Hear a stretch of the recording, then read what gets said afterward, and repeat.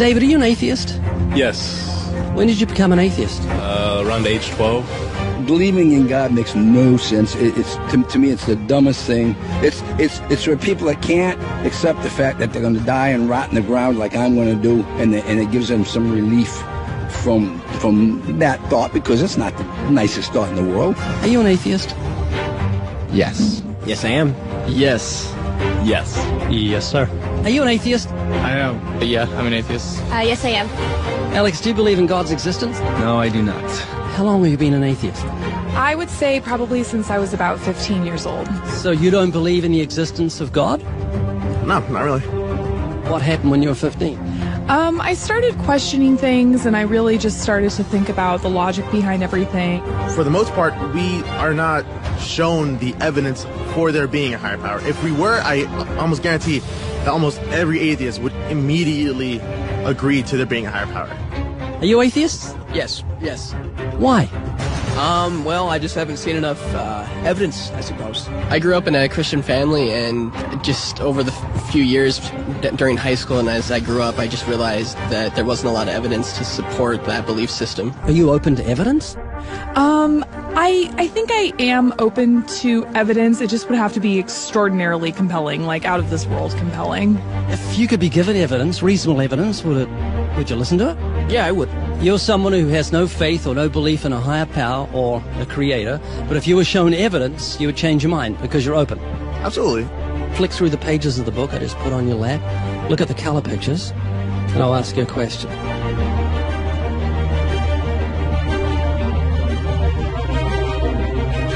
Do you believe that book could happen by accident, that nothing produced the color pictures in the book, that red, orange, yellow, green, blue, indigo, violet ink fell from the sky and formed itself into those beautiful pictures, and then black ink fell from the sky, or from nowhere, and formed itself into coherent words and sentences, capitals and periods and commas, making sense, page numbers fell from the sky, all in order, and then it bound itself and formed itself into a cover with artwork, and there we have a book. Obviously, intelligent design designed the book. Wouldn't that be correct? Yeah. Can you see where I'm going with this? Yeah.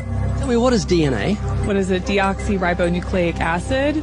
And it's what makes up our bodies and our cells and everything that makes us who we are.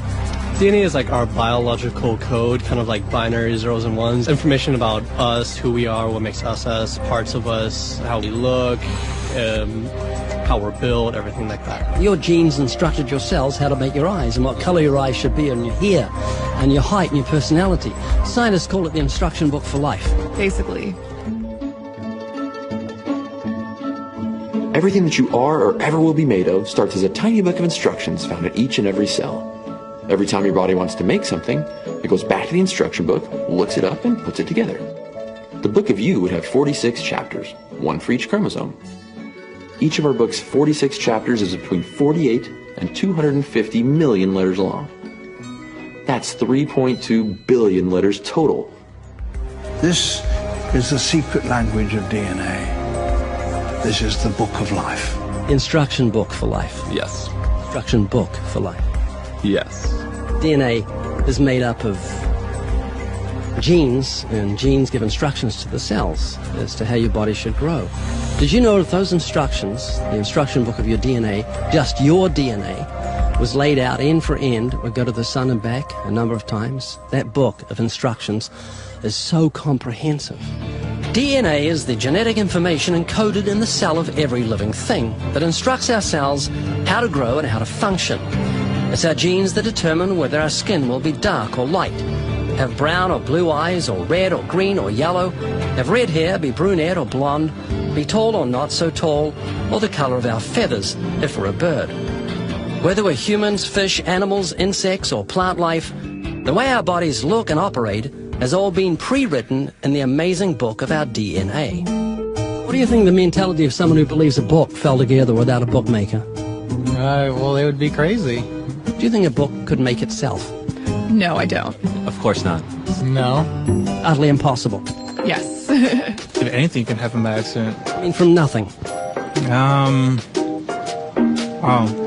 Couldn't happen, could it? I don't think so. It'd be impossible. It would be like saying an explosion caused everything that makes a 747 airplane to all just come together by accident without some intelligent thought behind it.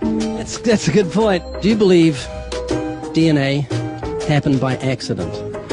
No, I think that it developed over the course of many, many millennia of evolution and development. DNA exists in every living thing. Its origins don't matter. The fact that there is intelligent information tells us there must be an intelligent designer. Is this making you think? It is, and I do think about it from time to time. It's just, yeah, it's complicated, definitely. Well, DNA's complicated, but the point I'm trying to make is very simple. Book designer, bookmaker, DNA, intelligent designer. God. Does that make sense? Yes. You an atheist? I am. What would you think of the mentality of someone who thought a physical book could make itself? I think they'd be silly. Of course it can't make itself.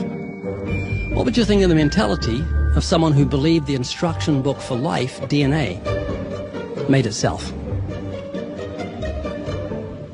I think it'd be silly as well. It would need investigation. That's atheism. Absolutely. And what would you think of the intelligence of someone who believed the instruction book for life made itself? Low intelligence level. DNA happened by accident?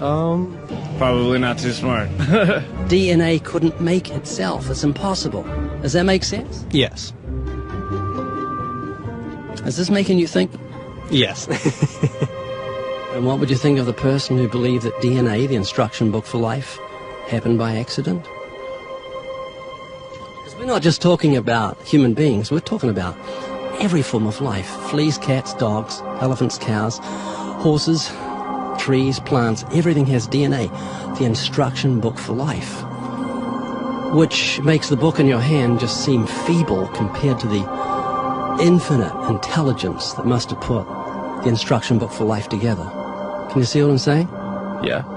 Do you believe DNA happened by accident? I believe it could. Explain it to me, how a program could make itself out of nothing on how to make a human eye, giraffe's eyes, elephant's eyes, cats, dogs, puppies, flowers, birds, trees. Every living thing has DNA that's so complex, it's mind-boggling. It must have been a genius beyond any human reasoning that put it together. And to say it happened by chance is infinitely sillier than saying a physical book happened by chance. All I'm doing is reasoning with you. I'm not arguing. I don't want to win an argument. I'm just saying I want you to concede something that's absolute common sense. You're an atheist, so you believe the scientific impossibility that nothing created everything. I mean, it can't be nothing. We all have to start from some point. I wouldn't say nothing created it. There had to be something there in the beginning. You like Richard Dawkins, don't you? Well, I mean, yeah, I like him. Do you believe nothing created everything, a scientific impossibility, which is what he believes? You don't believe in a creator of all things?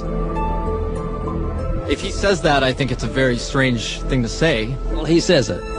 It's insane.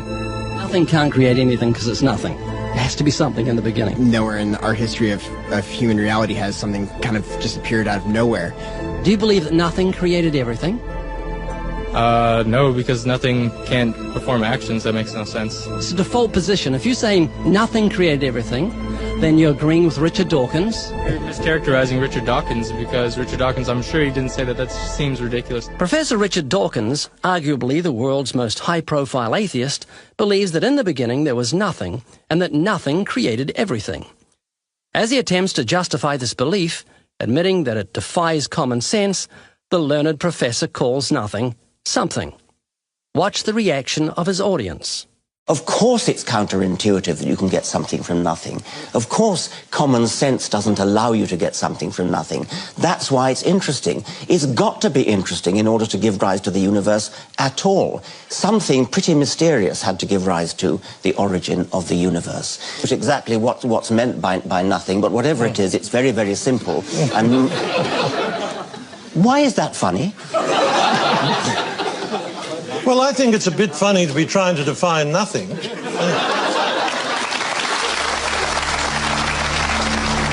Richard Dawkins, I'm sure he didn't say that. That seems ridiculous. The audience reaction confused the normally eloquent professor because he's not used to being the object of laughter. What he didn't realize was he was talking to people who were endowed by their creator with the virtue of common sense. This was just another case where the emperor has no clothes. Someone should tell this man who has deceived millions, "You're talking foolishness." Is that what you believe? I mean, it can't be nothing. We all have to start from some point. But there has to be something that created everything. You just wasn't God. Is that what you're saying? Yeah.